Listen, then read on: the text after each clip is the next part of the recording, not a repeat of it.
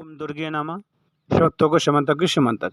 शकंडी की पत्नी को जब पता चला कि मेरा पति तो एक स्त्री है, तब क्या हुआ। बहुत ही सुंदर अद्भुत कथा को सुनते रहें।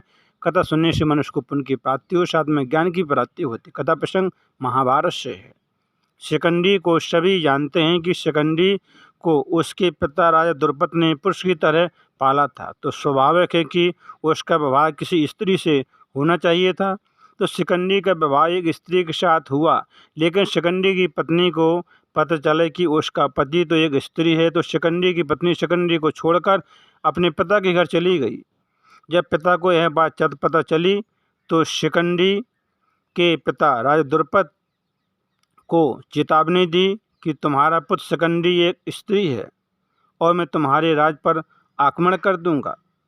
तब शिखंडी बहुत दुखी हुई और शिखंडी हताश होकर जंगल में चली गई और शिखंडी आत्महत्या करने लगी। तभी एक यक्ष ने शिखंडी पर दया की और यक्ष ने अपना पुरुष रूप एक दिन के लिए शिखंडी को दे दिया था। जब यक्ष कुबेर को यह बात मालूम चली तो यक्ष कुबेर नाराज हो गए और यक्ष को शाप दे दिया कि तुम शिखंडी के जीवित रहते हुए अपना पुरुष रूप कभी नहीं पा सकते हो, तब तक तुम एक स्त्री बनकर रहोगे। तब शिखंडी पुरुष रूप में अपने घर लौट जाता है और अपने पिता राजा द्रुपद से कहता है कि मैं एक पुरुष हूँ। तब राजा हिरण्यवर्मन राजा द्रुपद के राज पर आक्रमण नहीं करते हैं। यही शिखंडी भीष्म पितामह के घायल होना और उनकी मृत्यु का कारण बनी। पिछले जन्म में शिखंडी अम्मा नाम की एक राजकुमारी थी। शिखंडी पिछले जन्म में एक स्त्री थी जिसको भीष्म पितामह ने 3 बहनों के साथ अपहरण कर लिया था। अम्बा राजा शल्य से प्रेम करती थी और उनसे विवाह करना चाहती थी, लेकिन भीष्म पितामह अम्मा की बात नहीं माने, उनका अपहरण करके ले आए और अपने भाई विचित्रवीर्य से विवाह करवाना चाहते थे, लेकिन अम्मा ने मना कर दिया कि मैं विचित्रवीर्य से विवाह नहीं कर सकती हूँ, मैं किसी और से प्रेम करती हूँ। तब भीष्म पितामह ने अम्मा को छोड़ दिया। अम्मा जाकर राजा शल्य के पास गई और कहा कि मैं तुमसे प्रेम करती हूँ, तुमसे विवाह करना चाहती हूँ, लेकिन राजा शल्य ने मना कर दिया कि जब तुमको भीष्म पितामह अपहरण करके ले गए तुमने उनको क्यों नहीं मना किया, मैं तुमको पत्नी के रूप में स्वीकार नहीं कर सकता हूँ। तब अम्मा वापस लौटकर भीष्म पितामह के पास गई और कहा कि भीष्म पितामह तुमने मुझे अपहरण करके मेरा जीवन बर्बाद कर दिया है, अब तुम मुझसे विवाह कर लो, मुझसे शादी कर लो। लेकिन भीष्म पितामह ने तो आजीवन विवाह न करने की प्रतिज्ञा ली थी। तब अम्बा सब जगह से निराश होकर जंगल में गई और परशुराम से गुहार लगाई। तब भीष्म पितामह परशुराम में भयंकर युद्ध हुआ, लेकिन इस युद्ध का कोई परिणाम नहीं निकला और भीष्म पितामह और परशुराम का भयंकर युद्ध चलता रहा, लेकिन परशुराम को निराशा ही हाथ लगी। तब अम्बा दुखी होकर जंगल में चली गई और भगवान शंकर की आराधना करने लगी, उनकी तपस्या करने लगी और भगवान शंकर उनकी भक्ति से प्रसन्न हो गए। तब अम्मा ने वरदान मांगा कि हे प्रभु, मैं भीष्म पितामह की मृत्यु का कारण बनूं। तब भगवान शंकर बोले कि इस जन्म में तुम भीष्म पितामह की मृत्यु का कारण नहीं बन सकती हो, अगले जन्म में तुम अवश्य भीष्म पितामह की मृत्यु का कारण बनोगी। अम्मा ने ही शिखंडी के रूप में जन्म लिया। भीष्म पितामह ने भगवान श्री कृष्ण पर युद्ध धर्म के विरुद्ध आचरण करने का आरोप लगाते हुए कहा कि मैं एक स्त्री पर वार नहीं कर सकता हूँ और अपना धनुष नीचे रख दिया। भगवान श्री कृष्ण ने भीष्म पितामह को उत्तर दिया कि आपने ही हमेशा अपने ही द्वारा निर्धारित मानदंडों पर निर्णय लिया है और धर्म की अवहेलना की है।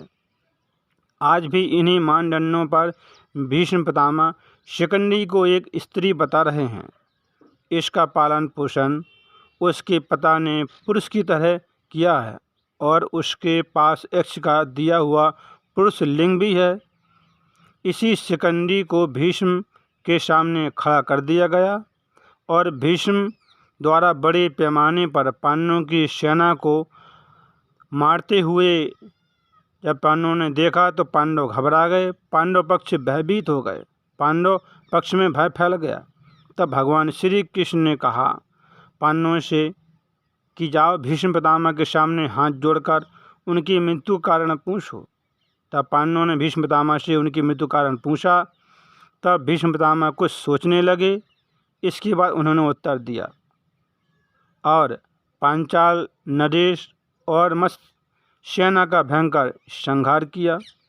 फिर पांडव पक्ष युद्ध क्षेत्र में शिखंडी को भीष्म पितामह के सामने युद्ध करने के लिए आगे ले आए। युद्ध क्षेत्र में शिखंडी को सामने डटा देखकर भीष्म पितामह ने अपने अस्त्रों को त्याग दिया, क्योंकि भीष्म पितामह की प्रतिज्ञा थी कि वे किसी स्त्री के साथ युद्ध नहीं लड़ेंगे। भीष्म पितामह ने किसी स्त्री के साथ युद्ध नहीं किया, ना ही करेंगे। भीष्म के सामने शिखंडी खड़ी हो गई। फिर शिखंडी ने भीष्म पितामह के ऊपर लगातार तीरों से प्रहार किया। भीष्म पितामह ने खड़े रहे, लेकिन भीष्म पितामह के कवच को शिखंडी के तीर नहीं भेद पाए और भीष्म पितामह के कवच से तीर टकराकर नीचे गिर जाते थे। शिखंडी के तीरों में इतनी शक्ति नहीं थी कि वे भीष्म पितामह की छाती को छेद पाते। तब अर्जुन ने पीछे से भीष्म पितामह पर प्रहार करने लगे और अर्जुन और शिखंडी के तीरों का रंग एक जैसा था और नज़र कमज़ोर होने के कारण भीष्म पितामह अर्जुन के तीरों को नहीं पहचान पाए। इस तरह शिखंडी के कारण भीष्म पितामह को वाणों की सजा मिली और भीष्म पितामह की मृत्यु हो गई। भीष्म पितामह की मृत्यु का कारण एक शिखंडी थी। शिखंडी के कारण ही भीष्म पितामह की मृत्यु हुई थी। कथा प्रसंग महाभारत से है। कथा को सुनते रहें, काम करते रहें, मैया का नाम जपते रहें। फिर मिलेंगे अगली बार एक खास वीडियो के साथ। तब तक आप सब देखते रहिए, कथा को सुनते रहें, काम करते रहें, मैया का नाम जपते रहें। शब्दों को क्षमता की क्षमता।